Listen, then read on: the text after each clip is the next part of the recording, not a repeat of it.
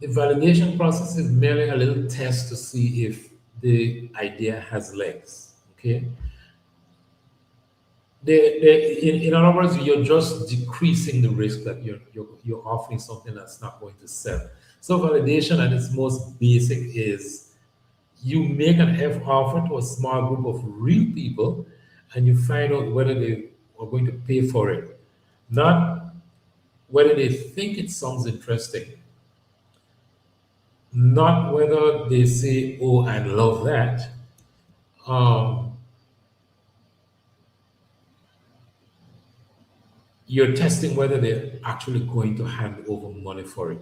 All right. So that's what you want to put to the test. Because here's the truth about human behavior that every experienced educator already knows from years of watching students making choices under pressure.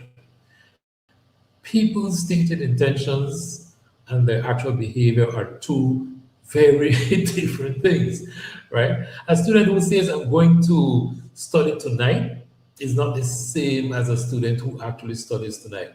And an adult who says, "I would definitely buy something like that," is not the same as an adult who actually pulls out the credit card.